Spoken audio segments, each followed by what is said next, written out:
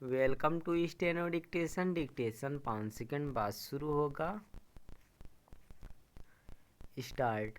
यह अच्छा नहीं हुआ कि दिल्ली दंगों के आरोपित ताहिर हुसैन को कुछ शर्तों के साथ सुप्रीम कोर्ट से चुनाव प्रचार के लिए 6 दिन की कस्टडी पैरोल मिल गई। अब वह एआईएम प्रत्याशी के रूप में चुनाव प्रचार करेगा और यह स्वाभाविक है कि खुद को निर्दोष बताएगा।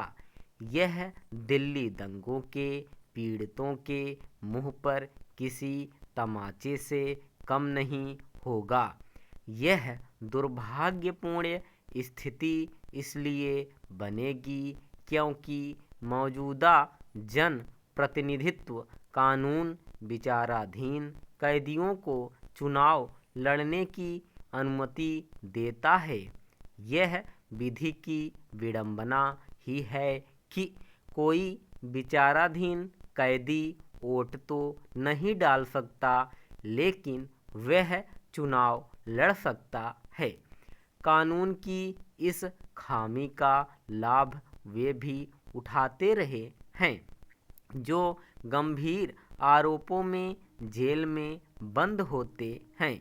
यह किसी से छिपा नहीं कि खालिस्तान समर्थक अमृतपाल सिंह और आतंकी फंडिंग का आरोपित इंजीनियर रशीद जेल में रहते हुए लोकसभा चुनाव जीत चुके हैं। भीषण दंगों के आरोपित ताहिर हुसैन को चुनाव लड़ने से रोका जा सकता था यदि राजनीतिक दल निर्वाचन आयोग के इस प्रस्ताव को मान लेते कि संगीन धाराओं में आरोपित ऐसे लोगों को चुनाव लड़ने की छूट न मिले जिनके खिलाफ चार्जशीट दायर हो गई हो। राजनीतिक दलों ने इस उचित प्रस्ताव को इस आधार पर स्वीकार नहीं किया कि दोषी सिद्ध न होने तक हर किसी को निर्दोष माना जाना चाहिए। इस दलील ने राजनीति के अपराधीकरण का दरवाज़ा खोलने का काम किया। रह रहकर कई ऐसे लोग निर्वाचित हो रहे हैं जो गंभीर आरोपों का सामना कर रहे हैं। आम आदमी पार्टी का पार्षद रह चुका ताहिर हुसैन बेहद गंभीर आरोपों से दो चार है। उसके खिलाफ कई चार्जशीट दायर हो चुकी हैं।